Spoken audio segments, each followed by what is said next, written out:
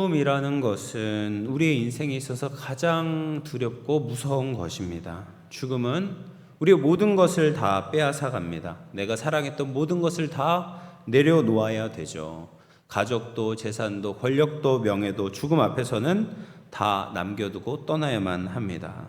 근데 이 죽음을 인간의 힘으로는 정복할 수가 없습니다. 그런데 고린도전서 15장에는 뭐라고 얘기를 하냐면, 사망아 너의 승리가 어디 있느냐, 사망아 내가 쏘는 것이 어디에 있느냐라고 말합니다.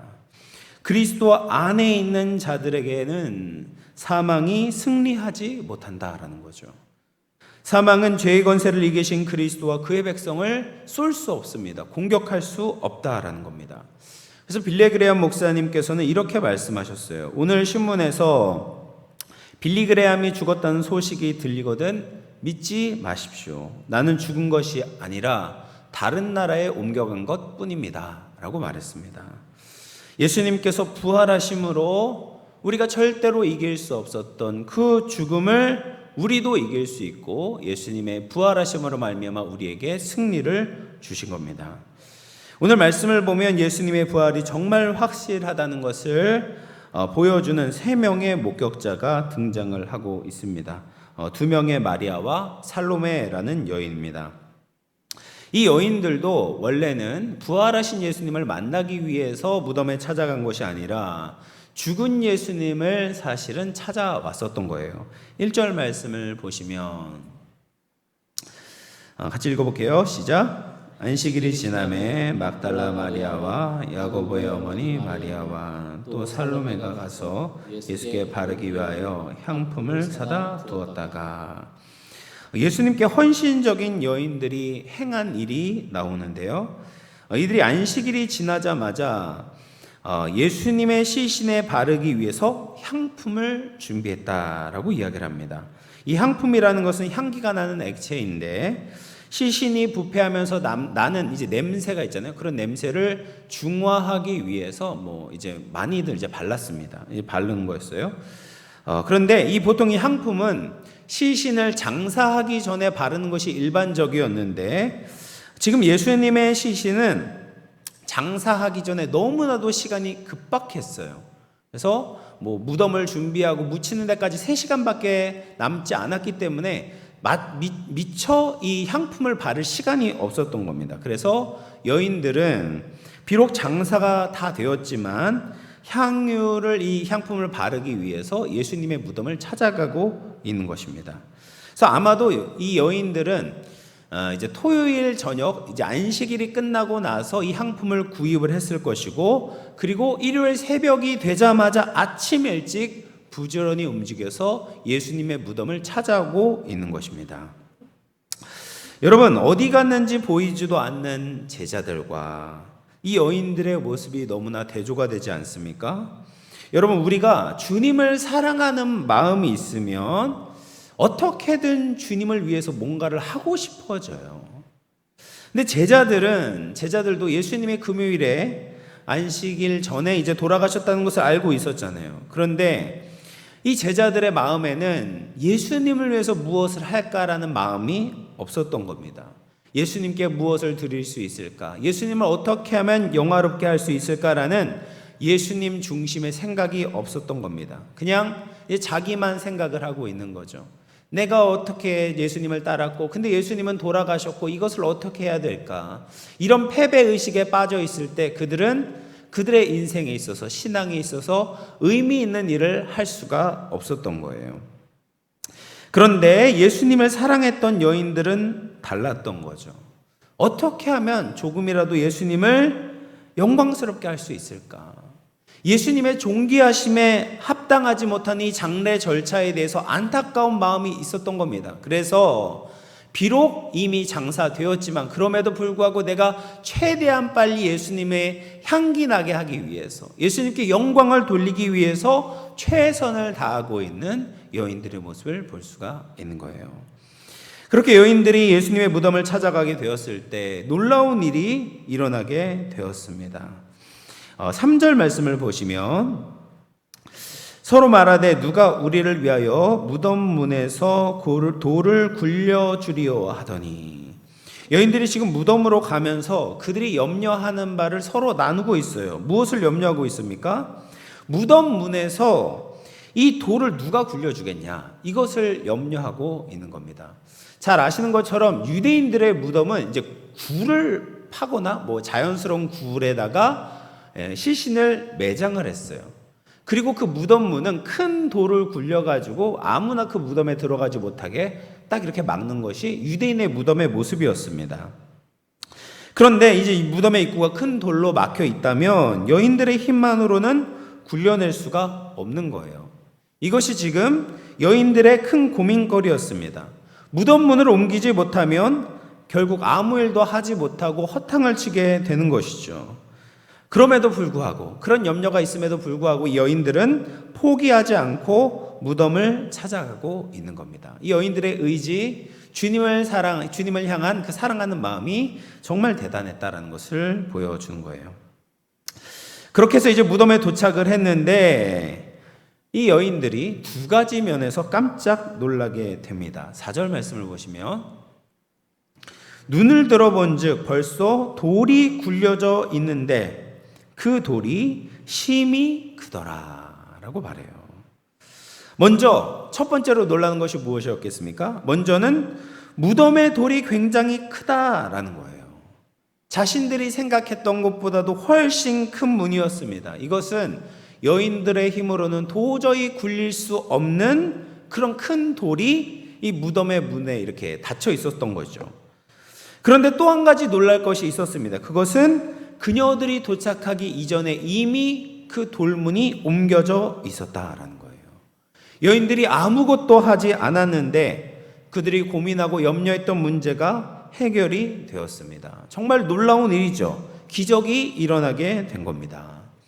사랑하는 성도 여러분, 우리가 주님을 위해 살아가고자 하면 이런 기적이 일어나게 될 줄로 믿으시길 바랍니다. 주님을 위해서 어려움을 무릅쓰고 헌신의 자리로 나아가게 되면 기적을 경험하게 되는 것입니다. 여러분, 이것을 우리가 경험해 봐야 돼요. 체험해 봐야 됩니다. 주님을 위해 살아보면 어떤 일이 일어나게 되는가, 내 인생이 어떻게 변화되는 것을 우리가 봐야 되는 거죠. 그러기 위해서 우리가 어떻게 해야 됩니까? 예수님을 위해서 향유를 준비하고 주님께로 나아가야 되는 거예요. 주님이 무엇이 필요한가 기도하고 생각하고 그것을 준비해서 주님께 가까이 나아가는 것입니다. 물론 그렇게 할 때 여러 가지 어려움이 있을 수 있습니다. 그 문제가 우리의 생각보다 클 수 있겠죠. 돌문이 내가 생각했던 것보다도 훨씬 더 클 수 있습니다. 내 힘으로는 도저히 못할 수도 있어요. 그럼에도 주님을 사랑해서 가지고 가보는 거죠. 주님의 향기를 드러내려고 노력해 보는 겁니다. 주님께 영광을 돌리기 위해서 나의 것을 내려놓는 겁니다. 그럴 때 하나님께서 우리에게 기적을 보여주실 줄로 믿으시기를 바랍니다. 그렇게 여인들이 할 수 없었던 무거운 돌이 어떻게 움직여지게 되었는가? 이 여인들이 무덤 속에 들어가자 이 기적이 일어나게 된 원인을 알 수가 있었어요. 한 청년이 우편에 앉아 있는 겁니다. 이 청년을 만나서 너무나도 깜짝 놀라게 되었어요. 그리고 마태는 이 청년이 천사다라고 증언을 합니다.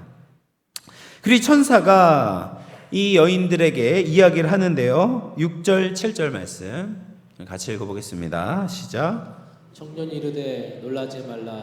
너희가 십자가에 못 박이신 나사렛 예수를 찾는구나. 그가 살아나셨고 여기 계시지 아니하니라. 보라, 그를 두었던 곳이니라. 가서 그의 제자들과 베드로에게 이르기를 예수께서 너희보다 먼저 갈릴리로 가시나니 전에 너희에게 말씀하신 대로 너희가 거기서 배우리라 하라 하는지라. 여러분, 이 6절 7절이 여인들이 경험하게 된 두 번째 기적이었습니다. 첫 번째 기적은 무덤 밖에서 체험을 했다면 두 번째 기적은 무덤 안에서 경험하게 된 거예요. 그럼 두 번째 기적이 무엇인가? 바로 빈 무덤의 기적이었습니다. 죽은 예수님의 시체가 보이지 않는 거죠. 그러자 천사가 이렇게 이야기를 하죠. 너희가 십자가에 못 박힌 나사렛 예수를 찾는구나. 그는 살아나셨고 그는 여기에 계시지 않는다. 그러면서 예수님의 시체가 있는 곳까지 친절하게 알려주고 있습니다. 그리고 여인들에게, 베드로와 제자들에게 예수님의 부활의 소식을 전하라 라고 사명까지 맡겨주는 거예요. 이것이 여인들이 경험했던 두 번째 기적이었습니다. 이 두 번째 기적은 첫 번째 기적과는 비교할 수 없이 큰 기적이었죠. 무덤 입구를 막고 있는 큰 돌은 이 연약한 여인들은 할 수 없는 일이었지만 사람이라면 도움을 받아서 할 수가 있었어요. 인간적인 방법을 동원하면 어떻게든 이 큰 돌을 굴려낼 수도 있었을 것입니다. 예를 들면 주위의 유대인들에게 부탁을 하든지 아니면 예수님의 무덤을 지키고 있는 로마 병사들을 잘 구슬려 가지고 어떻게 이제 부탁을 해서 돌을 굴려낼 수도 있었겠죠. 그런데 예수님을 살리는 것은 인간의 방법으로는 할 수 없는 겁니다. 심지어 이 우편에 앉아 있는 천사도 할 수 없는 일이었어요. 오직 하나님만이 하실 수 있는 것입니다. 예수님의 부활은 하나님의 능력이고 하나님이 일으키신 기적이었어요. 이 놀라운 기적을 보고 멈추지 말고 이 여인들은 제자들에게 전해주어야 했습니다. 기독교는 죽음에서 멈춰있는 종교가 아니라 예수님의 부활의 소식을 계속해서 전하는 종교입니다. 근데 아직까지도 예수님의 부활의 소식을 듣지 못하는 사람들이 있었던 거죠. 죽음에서 멈춰있는 자들이 있었던 겁니다.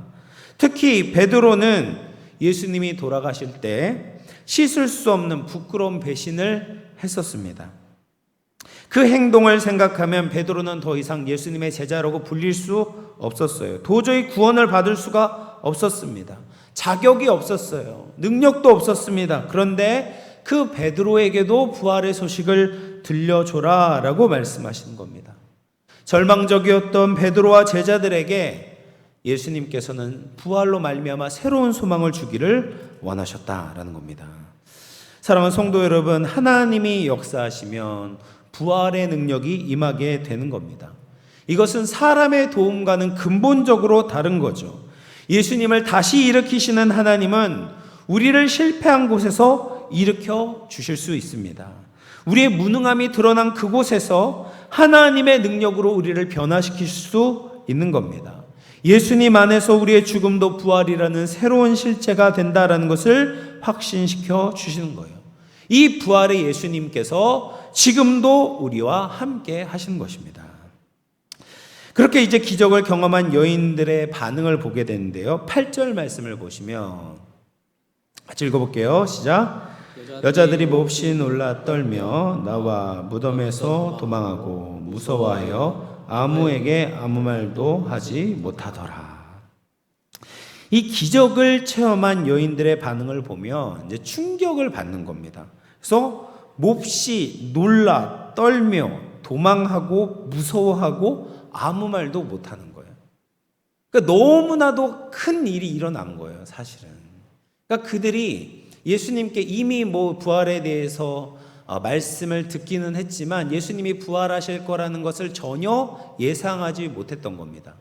근데 예수님이 정말 부활하셨다라는 것을 천사들을 통해서 듣게 되고 이 무덤에 있던 돌문이 굴려지고 예수님의 시신이 없는 것을 발견하게 되니까 이 여인들이 너무나도 두려워하게 된 거예요.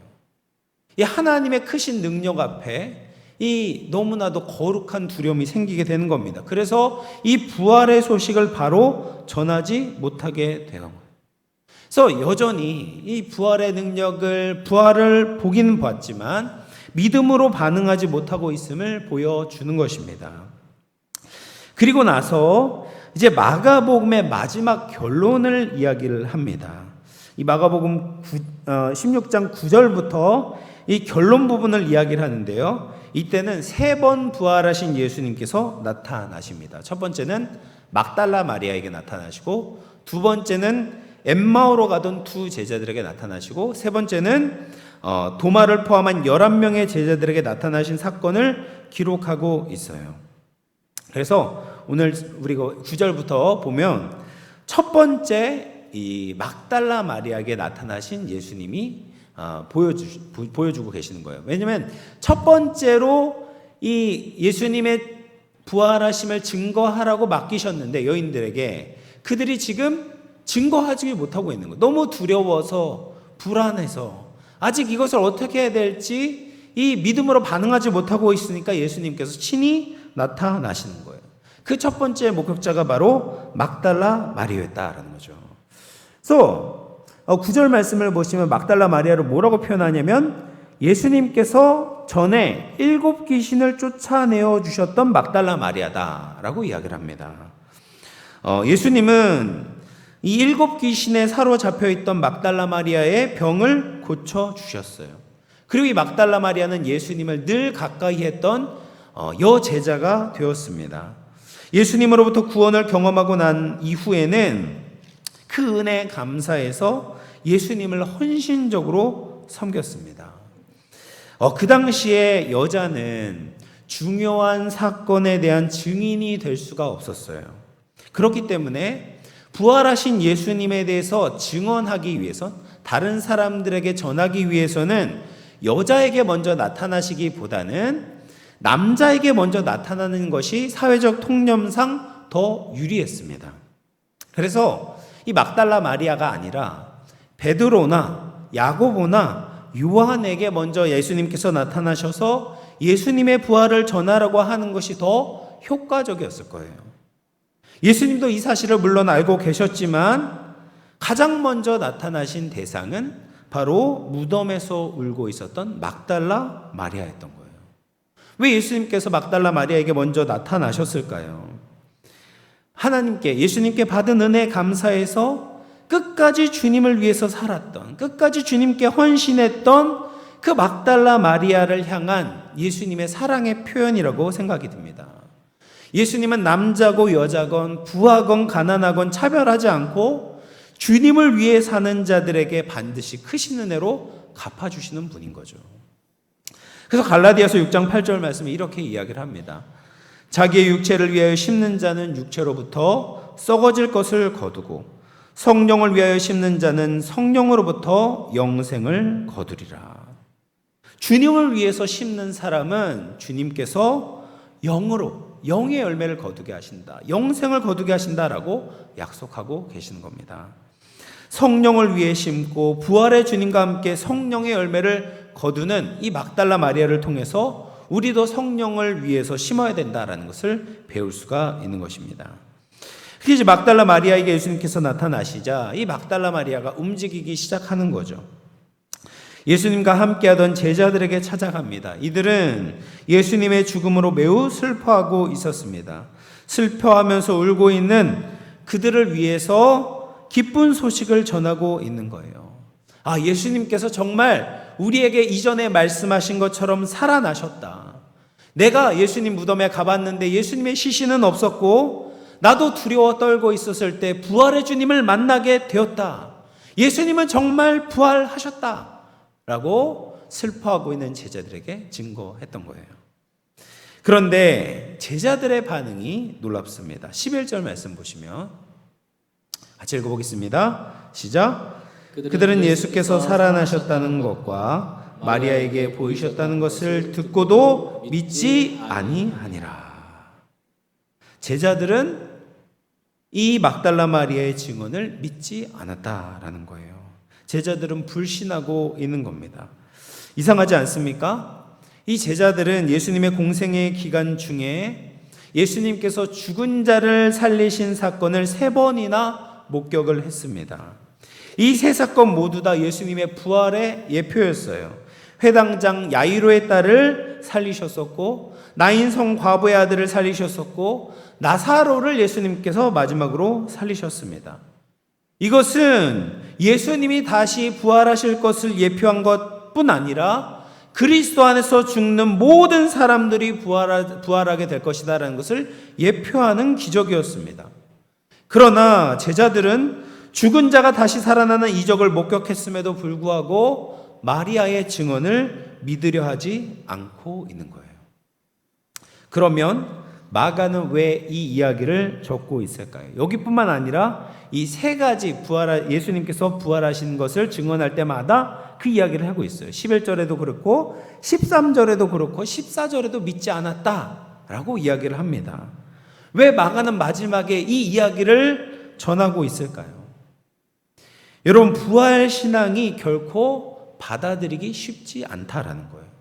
심지어 제자들도 예수님께서 다시 살리신 것을 목격했던 사도들도 예수님이 부활하신 증언을 듣고 바로 받아들이지 못하고 있는 거예요.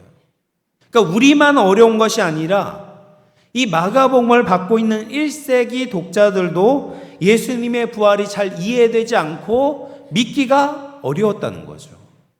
예수님의 부활을 목격한 증인들이 많이 있음에도 불구하고 그들의 증언을 듣고 잘 믿어지지가 않는 겁니다.